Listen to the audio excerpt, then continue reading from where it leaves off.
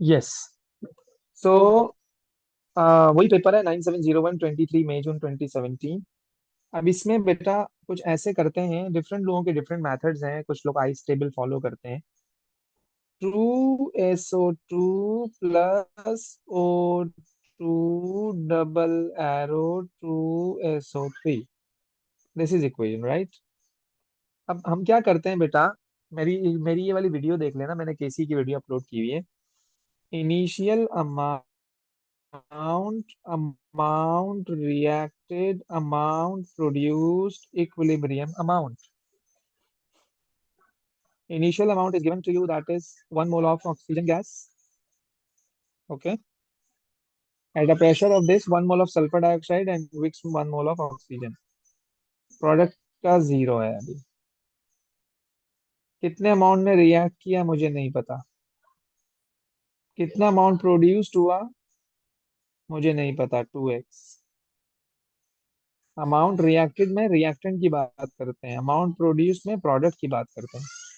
Equilibrium amount oxygen का इन्होंने दिया हुआ है आपको। इक्विलिब्रियम मिक्सचर में ऑक्सीजन का अमाउंट दिया हुआ है 0.505। अब आपको ये भी चाहिए और ये भी चाहिए। अच्छा, इक्विलिब्रियम अमाउंट ऑफ रिएक्टेंट का फॉर्मूला होता है initial amount minus amount reacted. ये रिएक्टेंट का फॉर्मूला है। ये क्या है? रिएक्टेंट का फॉर्मूला है। इसी तरह से आपके पास इक्विलिब्रियम अमाउंट ऑफ प्रोडक्ट का भी फॉर्मूला है। वो क्या है? Equilibrium amount of product is equal to initial amount plus amount produced. एक ये भी फॉर्मूला है आपके पास। ओके, एक ये भी फॉर्मूला है आपके पास। अच्छा, अब आप क्या करो कि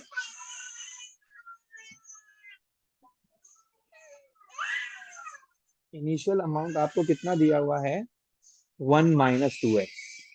यानी मैं किसका इक्विलिब्रियम अमाउंट निकालना चाह रहा हूँ? SO2 का। मैं SO2 का इक्विलिब्रियम अमाउंट निकालना चाह रहा हूँ। तो SO2 is equal to 1 - 2x।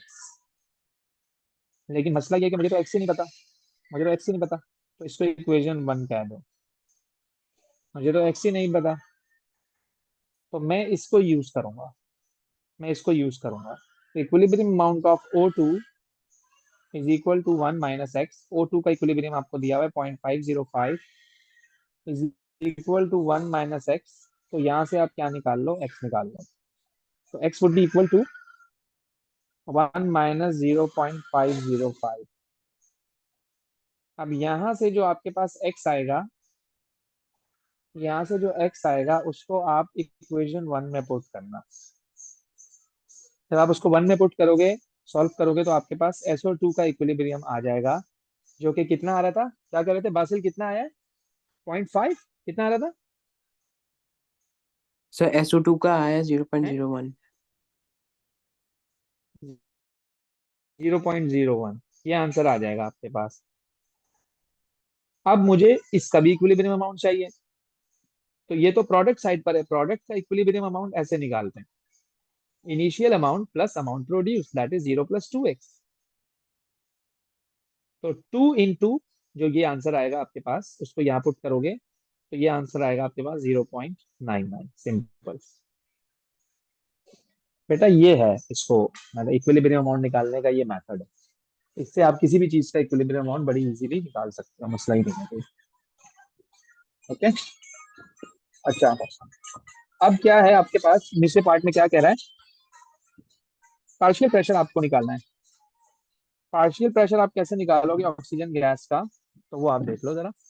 Partial pressure का फॉर्मूला क्या होता है बेटा? Partial pressure is equal to partial pressure of oxygen is equal to total pressure multiplied by mole fraction of O2। x बोले तो मोल फ्रैक्शन। टोटल प्रेशर आपको दिया हुआ है क्वेश्चन में, टोटल प्रेशर आपको दिया 1.5 एक्सपोनेंट 5।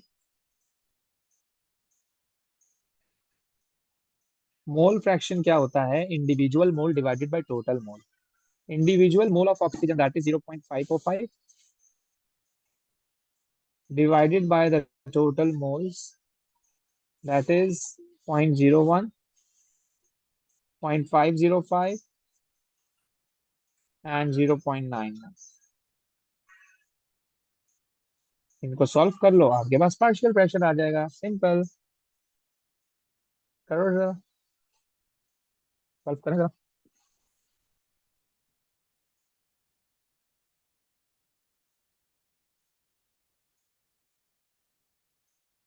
क्या आंसर आ रहा है?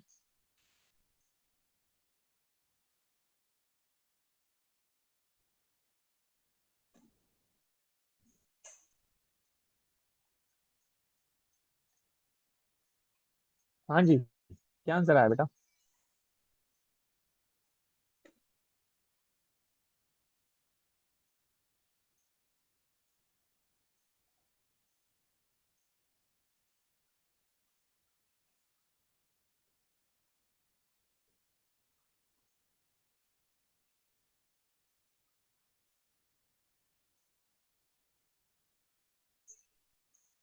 So 50,332.2.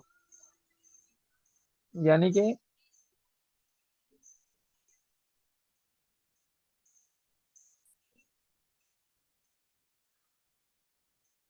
Okay,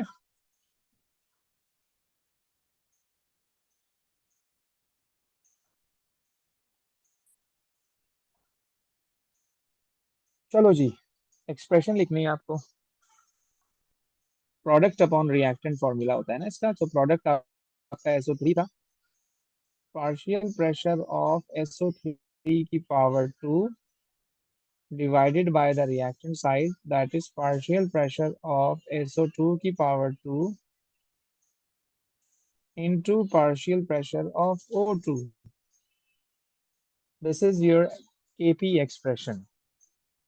Find the value of Kp. Finally सारे पार्शियल प्रेशर्स को आप इसमें पुट करो, लेकिन हमने तो एक का पार्शियल प्रेशर निकाला है, बल्कि इन्होंने सबके दिए हैं। जिंदगी आसान कर दी इन्होंने इस सवाल में तुम लोगों की। सब कुछ दिया हुआ है तो अब आप एक काम करें, SO3 की जगह आप रखें 9.1 4 पावर 2, SO2 है 8.42 पावर 2 एंड O2 इज 6। इसको जरा सॉल्व कीजिएगा बेटा, क्या आंसर आ रहा है?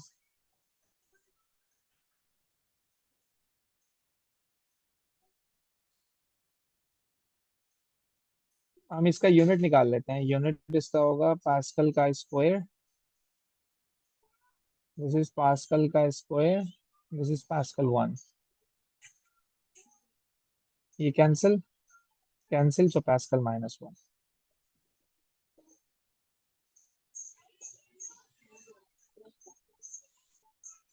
पहले तो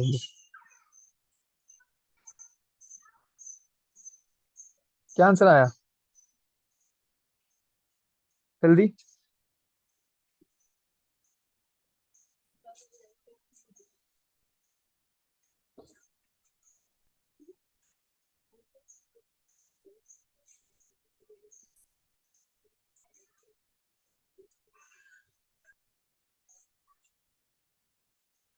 0.194। Yes Khadija.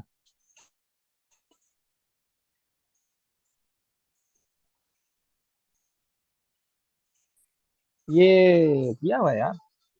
Cracking. ABC all have the formula C4H8. They all decolorize bromine and structural isomers of each other. Okay, तो बेटा ABC टूट रहा है, टूट रहा है, टूट रहा है, टूट रहा है, यानी कि ये टूट के ये चीजें बन रही हैं। तो ऑब्वियसली आपका कंपाउंड ब्रेकडाउन होगा। तो हमने इसको क्या लिखा है कि this is cracking. Structural isomers आपको बनाने हैं। स्ट्रक्चरल आइसोमर्स की तीन टाइप्स होती हैं, positional, functional group and chain isomer. तो फंक्शनल ग्रुप तो बन नहीं सकता। फंक्शनल ग्रुप तो वही रहेगा, double bond will remain the same.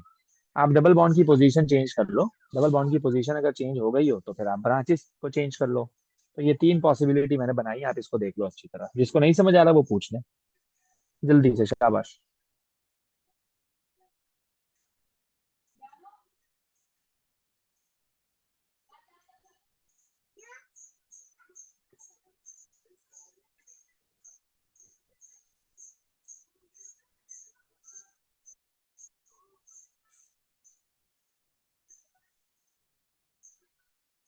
सब ओके है, आगे चलूं?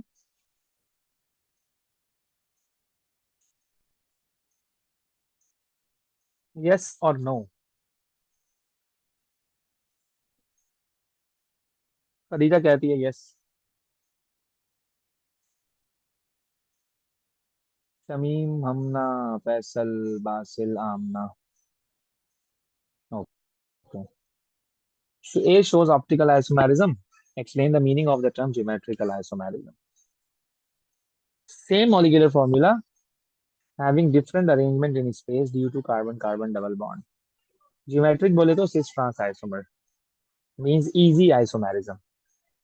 तो वो वहां पर हम एक ऑपोजिट बनाते हैं, एक सेम, मतलब के सेम साइड पे बनाते हैं। एक सिस होता है, एक ट्रांस होता है। तो उसमें क्या हो रहा होता है, बेसिकली रोटेशन हो रही होती है। रोटेशन तो फिक्स होती है सिंगल बॉन्ड की। बेसिकली यहाँ पर हम क्या करते हैं, कार्बन कार्बन डबल बॉन्ड के अराउंड जो है वो डिफरेंट चीजें अटैच कर देते हैं।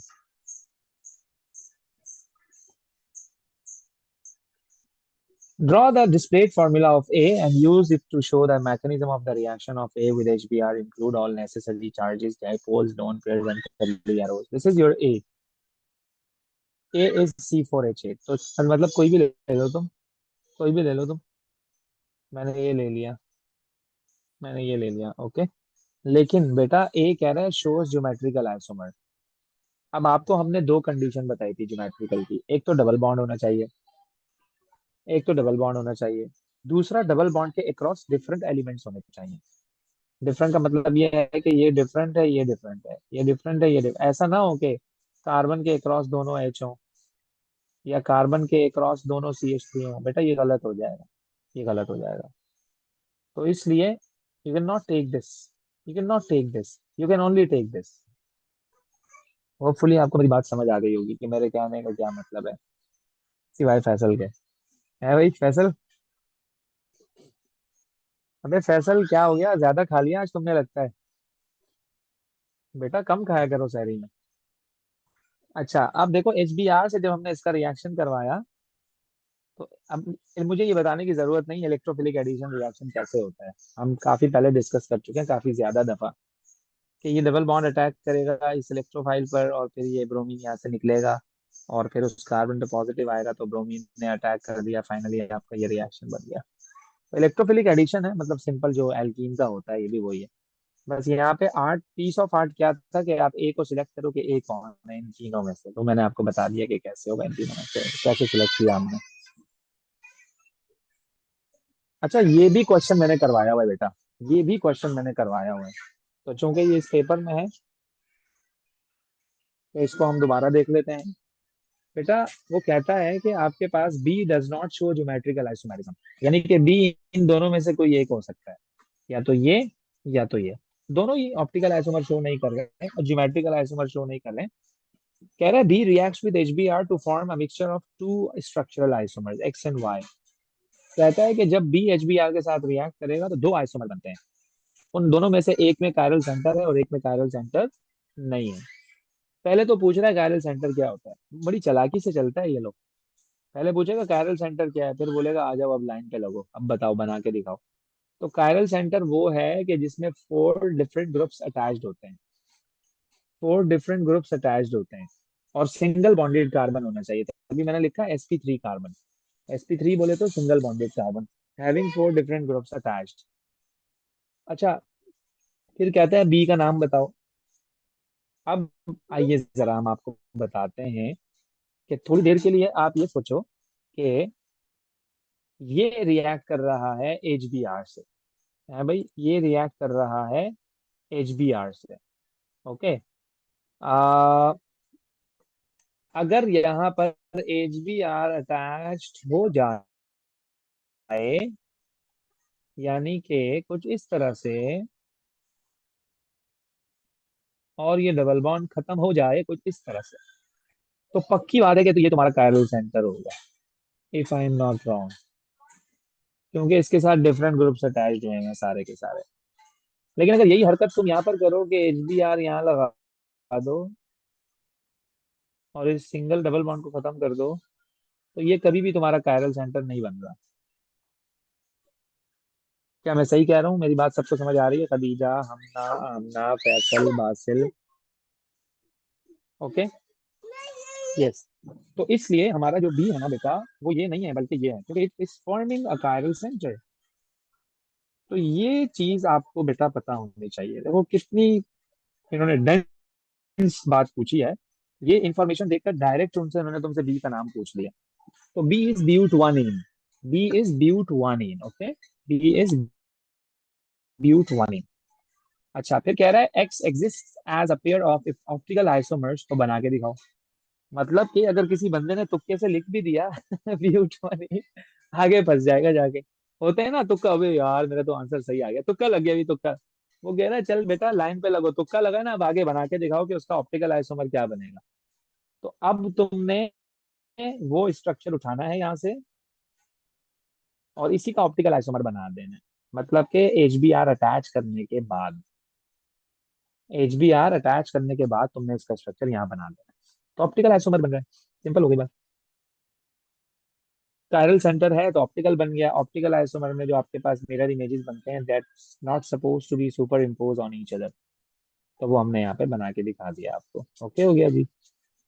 कह रहा है Y X is produced in higher yield than Y. भाई एक्स यानी वाई में कायरल सेंटर नहीं है बेटा। क्यों हो रहा है ऐसा, उसने क्यों कही ये बात? तो अब मुझे थोड़ा सा दोबारा डिटेल्ड बताना पड़ेगा ये तुम लोगों को। बेटा इस स्ट्रक्चर को मैं कॉपी कर रहा हूँ यार। इसको मैंने कॉपी कर लिया। ओके।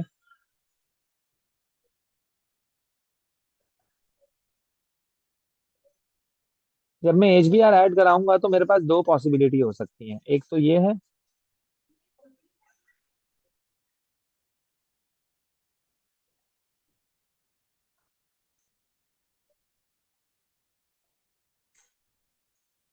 और एक पॉसिबिलिटी ये हो सकती है।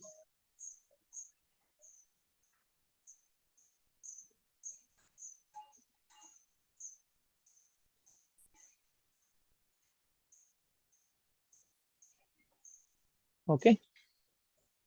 तो बेटा आप ये एक चीज को गौर से देखें। तो बेटा ये आपका 2 डिग्री हेलो वो है कार्बोकैटायन है, सेकेंडरी कार्बोकैटायन। और ये आपका जो है वो 1 डिग्री कार्बोकैटायन है। आपको पता है ना, जो नेगेटिव स्पीशीज जहां अगर अटैच्ड होती है वो पार्ट आपका पॉजिटिव सेंटर होता है। तो एक आपके पास प्राइमरी कार्बोकैटायन है और एक आपके पास सेकेंडरी कार्बोकैटायन है। एंड यू ऑल नो कि secondary carbocation is more stable then primary. Secondary carbocation is more stable then primary. तो तभी तो वो कह रहा है इन हायर यील्ड क्यों बन रहा है, एक्स इन हायर यील्ड क्यों बन रहा है, क्योंकि x contains a secondary carbocation. Okay. Carbocation secondary है, विच इज मोर स्टेबल। वो स्टेबल क्यों है? क्योंकि जो कार्बन पर पॉजिटिव चार्ज है उसको बैलेंस कर रहे हैं कौन? R groups. और आर ग्रुप का जो करेक्टर है वो इलेक्ट्रॉन डोनेटिंग करेक्टर है। तो balance by the R groups. अब मैं इसको मैं क्या लिखूंगा कि एक्स, एक्स जो है आपका, x contains 2 degree carbocation which is more stable, which is more stable due to due to R groups, due to R groups. So in this carbocation, the positive carbon, the positive carbon is balanced by electron donating R groups, electron donating R groups, electron donating R groups by inductive effect.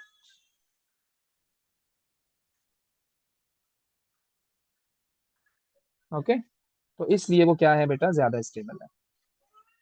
तो यानी कि आपका mechanism पूरे mind में होना चाहिए यार अच्छी तरह से। अब वो कह रहा है नेम सी, कह रहा है name C, C does not show geometrical. तो किसमें नहीं बन रहा था ज्योमेट्रिकल? इसमें नहीं बन रहा था ना, मैंने इसमें क्रॉस लगाया था ना, इसमें ज्योमेट्रिकल नहीं बन रहा था। तो ये सी है ना आपका, इसका मतलब है। तो अभी ये कह रहा है सी का नाम बताओ, कह रहा है सी का नाम बताओ। तो भाई इस सी का क्या नाम है?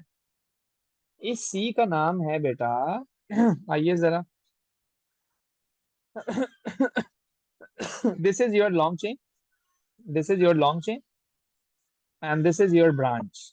ब्रांच की पोजीशन क्या है? Second, 2 methyl prop 1ene, 2 methyl prop 1ene, so this is 2 methyl prop 1ene, 2 methyl prop 1ene। फिर कहता है कि उसका डिस्प्लेट भी बनाओ और पेपर खत्म। उसका डिस्प्लेट बनाओ भाई, डिस्प्लेट बनाओ उसका। किसका? 2 मिथाइल prop 1ene का formula of each of the structural isomers produce by the reaction C with HBr. आपने उसका रिएक्शन करवाना है एचबीआर के साथ। तो पहले मैं बना लूं 2 मिथाइल prop 1ene का स्ट्रक्चर। वो कुछ ऐसा था, वो कुछ ऐसा था। जब इसने एचबीआर से रिएक्शन किया तो कुछ ऐसा बना होगा, देखना बेटा। ये CH3 लगा हुआ है, 3 हाइड्रोजन है, यहाँ पर एक H लगा, यहाँ पर Br लगा, और ये आपके पास आ गए 2 हाइड्रोजन। बिल्कुल सेम स्ट्रक्चर बनेगा, बट क्या होगा उसमें? Br की पोजीशन चेंज हो जाएगी, Br की पोजीशन चेंज हो जाएगी। कैसे?